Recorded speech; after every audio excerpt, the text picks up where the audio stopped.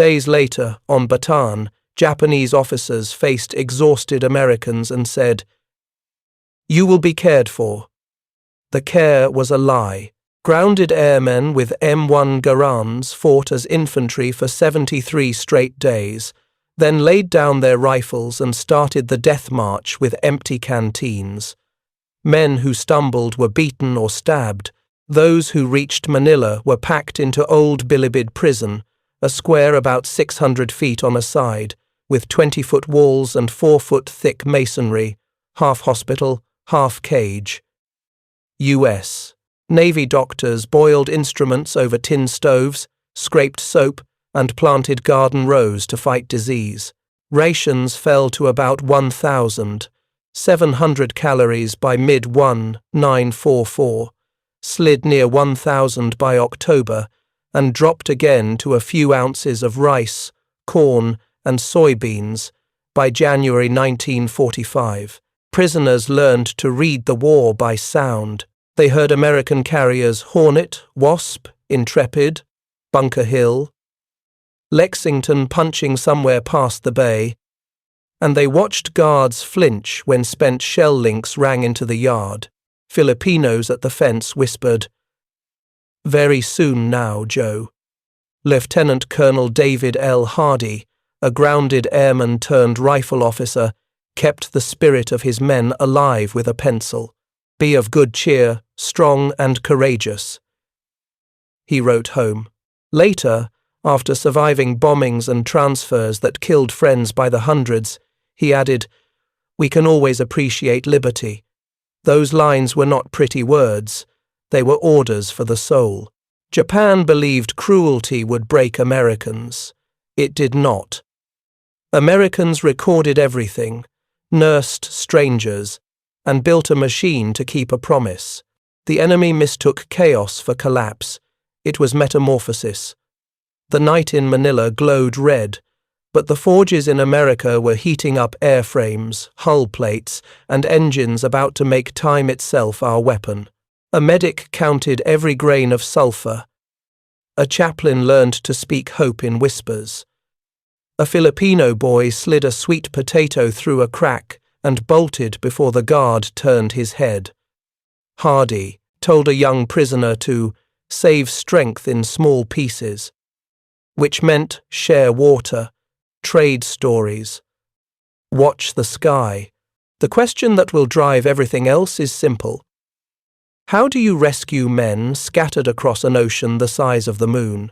The answer begins with factories that beat the clock and shipyards that outran fear, and with a people who refuse to forget those behind the walls. In 1944, Ford's Willow Run line delivered a B-24 Liberator roughly every 63 minutes. 4 Pratt & Whitney engines, a Davis wing, a 75-foot Bombay, 10 Browning, 50 seconds, and up to 8,000 pounds of bombs. That rhythm turned into air supremacy. The other wing of the rescue was steel on water. 18 American yards launched 2,710 Liberty ships from 1,941 to 1,945. 1. The SS Robert E. Peary went from keel to launch in 4 days and 15.5 hours.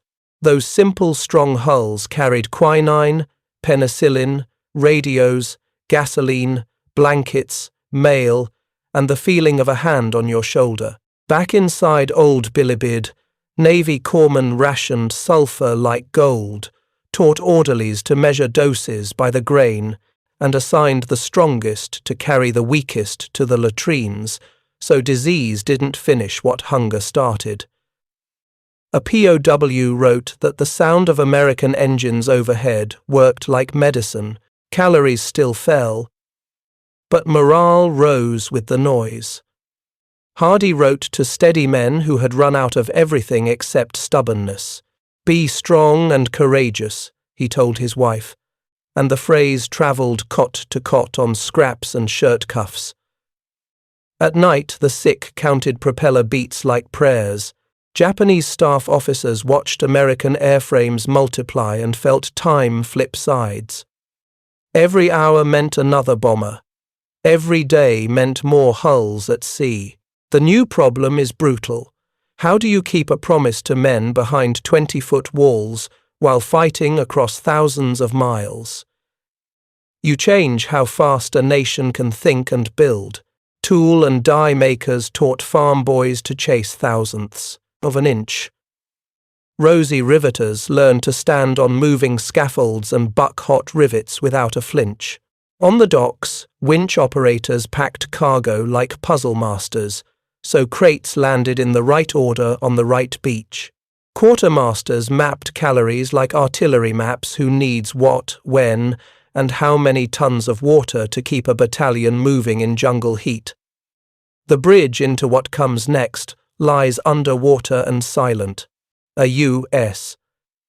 submarine force, just 2% of the Navy, will turn Japan's sea lanes into a narrow straw, then pinch the straw closed, starving garrisons, isolating islands, and even tripping the enemy's effort to move prisoners by sea. When you hear the word impossible, listen for the hum of a factory and the deep throb of a diesel boat turning toward a convoy.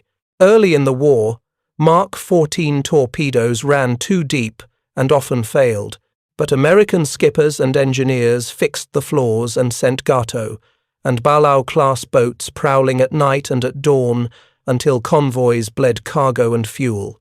Boats with names like Tang, Barb, and Harder stalked through periscope spray while sonar pings ticked like metronomes. Japanese quartermasters began to write the same desperate line: no fuel, no cargo, no escorts.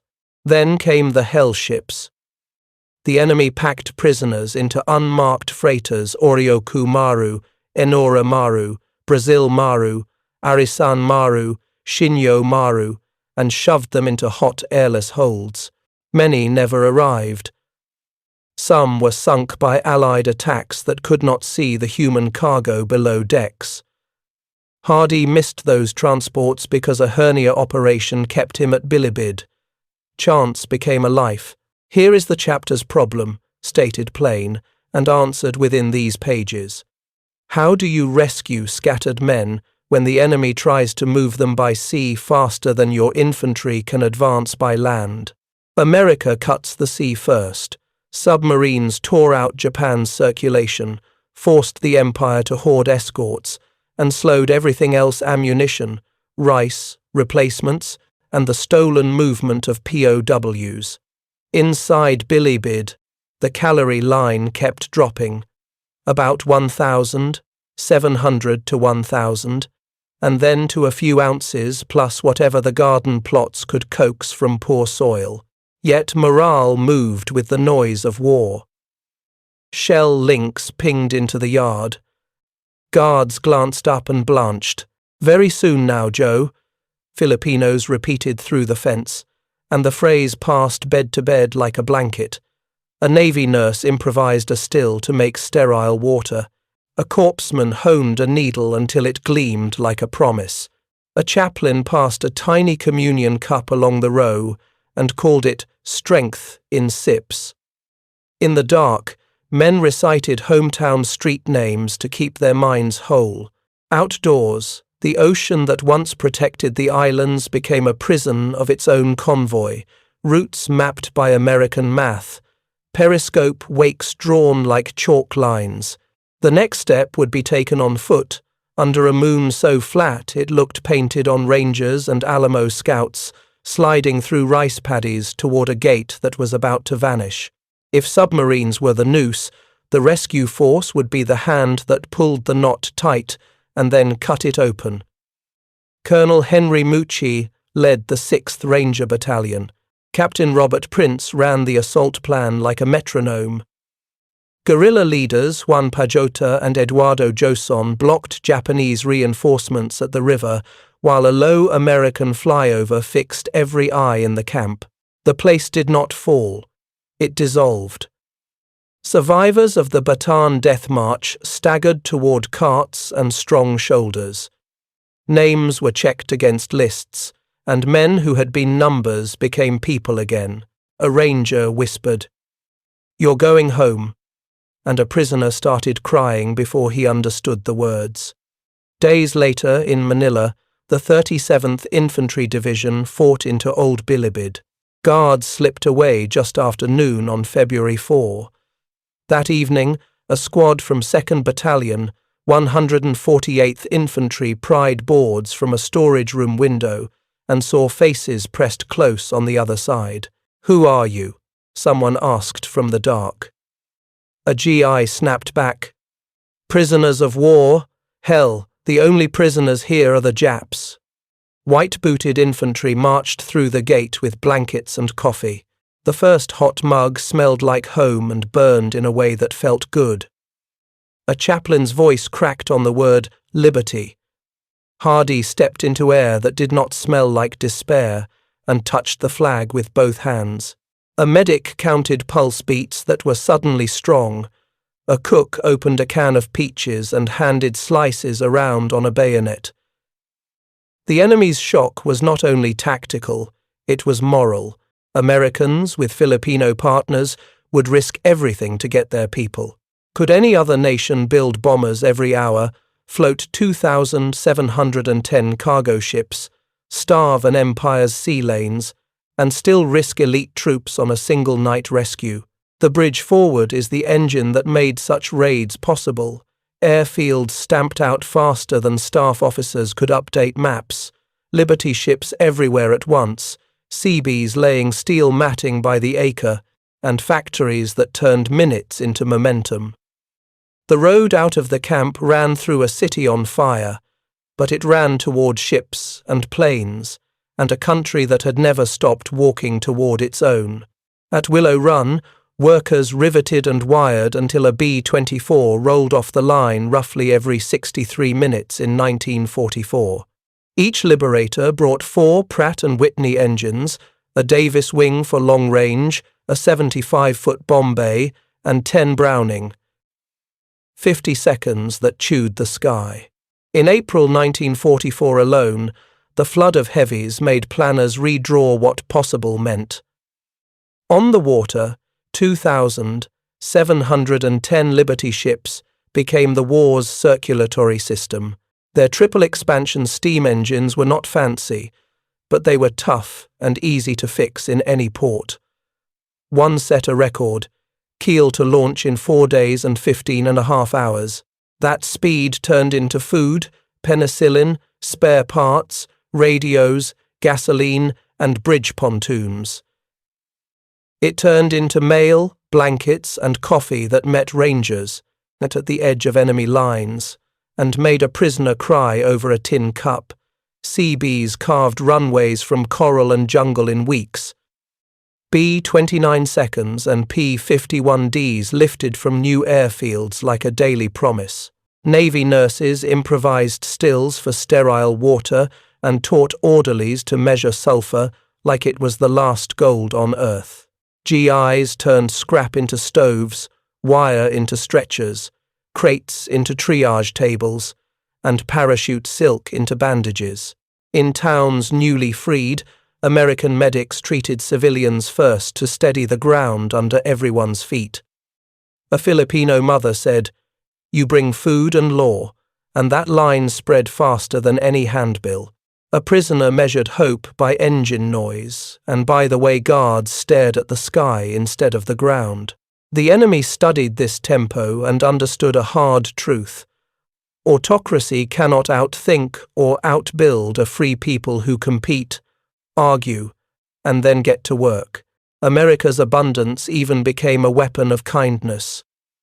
Chocolate bars, cigarettes, and clean water offered with a smile that said the war would end and life would start again. The bridge into the finale is the ledger ships launched, tons sunk, camps opened, and a courtroom where rules were read aloud to men who once laughed at them, because victory, to count, it had to end with law and with names said out loud. Tokyo never ratified the 1929 Geneva POW Convention, and the result was predictable. Cruelty called discipline. America answered with values turned into power, and then power turned back into values. Submarines strangled the merchant fleet that fed the war. Factories built bombers and ships at a pace no one had seen. Rangers and Filipino guerrillas risked everything to haul men out, name by name. In Manila, the 37th Infantry Division opened Old Bilibid on the 4th of February 1945, and the line "Prisoners of War, Hell" closed the distance between captivity and the flag. Hardy's words, "Be of good cheer, strong and courageous. We can always appreciate liberty," became a benediction for the living and a stone for the dead. After the shooting, American lawyers in uniform gathered depositions from camps and hellships and turned testimony into verdicts. Justice is a kind of logistics too. Witnesses found, records organized, crimes named in daylight so families could say, "This happened," and hear a judge answer, "We agree." The numbers remain shocking even when repeated: 2,710 Liberty ships, a heavy bomber nearly every hour, nearly 5 million tons of enemy merchant shipping destroyed, and more than 500,000 tons of warships sunk, thousands of POWs in the Philippines freed by roster and by name. Could any other nation build all that, feed allies, smash a fortified empire, and still risk elite soldiers on single-night rescues that carried men on stretchers through rice fields, while enemy trucks idled a mile away? The honest answer explains why this is an American story. A republic of mechanics, farmers, welders, teachers, and kids from every state argued, voted, learned, and worked, until values turned into ships and airfields and raids that kept a promise. An army nurse wrote in her diary that the first night after liberation, the ward was loud with laughter and snoring and the sound of spoons on tin. A ranger mailed home a patch of Japanese flag with a note, "Traded for coffee, best deal I ever made." The last image is simple and true. A gate opens. Boots tramp on broken concrete. A GI shouts a line that sounds like a joke until you hear the relief under it. Then the stars and stripes fills the frame, and you know exactly why we came back and why men like Hardy wrote everything down, so no one could ever say they forgot. A squad from 2nd Battalion, 148th Infantry pried boards off a dark window in Old Bilibid on the 4th of February 1945. "Who are you?" a weak voice asked. A GI snapped. "Prisoners of war. Hell, the only prisoners here are the Japs." White-booted infantry marched in with blankets and coffee. The smell of tins opening hit like a bell.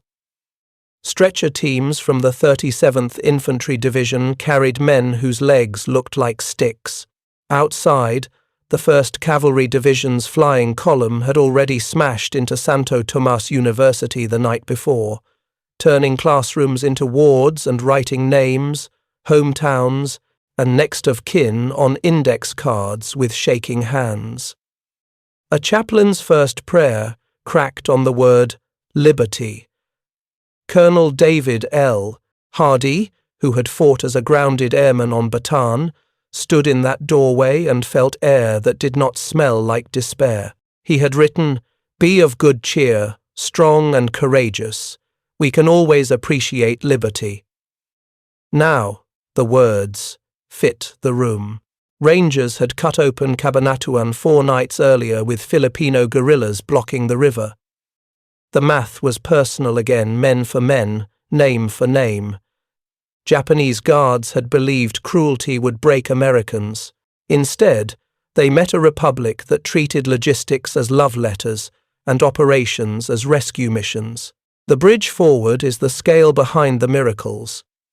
Carrier task forces rotating like clockwork, Seabees paving runways in weeks, and a navy that could refuel war at sea so the flag could keep moving toward every cage. Fleet oilers' fast AO tankers slid alongside carriers and cruisers in blue water and pumped gasoline and diesel by hose while both hulls held 20 knots. That trick underway replenishment turned distance into a detail. Task Force 58 could raid, refuel, and raid again before the enemy blinked. Deck crews stacked ammunition like cordwood. Ordnance men set fuses with chalk-marked gloves. Cooks brewed coffee by the gallon for watch teams who measured life by the minute hand. Back west, Willow Run kept pushing a B-24 off the line every 63 minutes. On the piers, cranes spun Liberty ship cargo out of holds in a ballet quinine, penicillin, tinned milk, 100-octane gasoline, spark plugs, spark gap radios, blankets. In the islands, CBs threw down, pierced steel planking, bulldozed coral, and rolled tar drums into neat rows that smelled like victory and headache. A hospital ship backed into a palm-lined cove like a floating city of clean sheets. A corpsman wrote, "The first bath was a sermon." The enemy kept waiting for our pace to slow. It did not. Japanese staff officers saw their convoys vanish to submarines, their airfields cratered by heavy bombers, and their garrisons hungry. Morale flipped. Very soon now, Joe. Filipinos had promised through prison fences. Now Americans said it to entire islands and made it true. The bridge to the next revelation is simple and brutal. How do you fight across thousands of miles without ports? You bring the port with you on tracks, on pontoons, and in the bellies of ships that never stop moving. The problem seems impossible. How do you land armies where there are no docks and feed men you just freed while you're still fighting? The answer is a kit called Victory. LSTs, the large, slow targets GIs loved anyway, thumped their blunt bows onto beaches and dropped ramps for trucks, bulldozers, and ambulances. DUKWs waddled over surf like amphibious pickup trucks. Pontoon causeways turned open water into roads. CB crews hammered together depots out of jungle and coral, stamped airstrips onto raw earth, and had C-47 seconds rolling in with plasma and spare parts before the paint dried. Navy beach parties ran boat lanes like traffic cops. In days, you could see warehouses where palm trees had stood. In weeks, you could see hospitals and workshops and mess halls where yesterday had been vines and mud. A POW who'd weighed under 120 pounds stepped on a field scale and cried when the needle moved for the first time in years. Prisoners of war, hell became a logistics plan. Calories, antibiotics, clean water, boots that fit. Japanese officers read reports and saw an opponent that never waited for permission from geography. The ocean that had once defended, the Empire now delivered their defeat in labelled crates.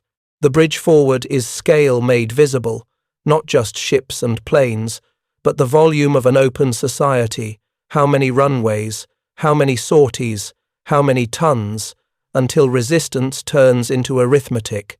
Did you know 2,710 Liberty ships slid into the water in 4 years, and one was built in 4 days and 15.5 hours? Did you know an American plant pushed out a B-24 roughly every 63 minutes in 1944? Did you know submarines, 2% of the Navy, sank nearly 5 million tons of merchant shipping and more than 500,000 tons of warships, starving an empire by ledger? These numbers feel like fiction until you picture the crates. Quinine for bilibid. Penicillin for jungle infections. Canned milk that tastes like childhood to a man who has forgotten sweetness. Picture a P-51D lifting off a steel mat runway with a Merlin engine singing, a B-29 rolling from a coral strip that didn't exist a month ago, a C-47 dropping mail on a beach where yesterday had been enemy radio. Picture a destroyer fueling at sea while signal flags snap and the Pacific looks like hammered glass. Hardy's words sit inside this math. Be of good cheer, strong and courageous. They were never abstract. They were instructions for a nation. The enemy's shock is the gap between plans and reality. They planned for a tired America.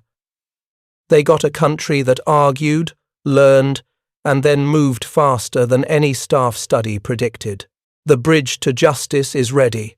When the gates opened, we did not stop with rescue.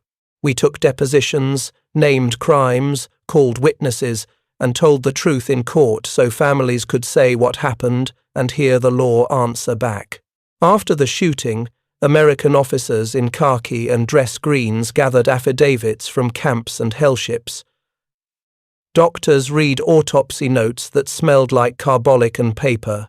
Chaplains walked survivors into rooms with stenographers and water pitchers and patients. Translators turned rage into testimony line by line. Judges in Manila and later in Tokyo listened to words that had crossed oceans in letters and diaries and came home in sworn statements. Tokyo had never ratified the 1929 Geneva POW Convention. Brutality flowed from that choice. America answered with rules out loud. In daylight.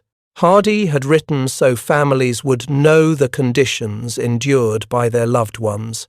Now clerks filed exhibits, and prosecutors spoke those conditions in clear voices: starvation rations, beatings, transport in unmarked holds, neglect treated like policy.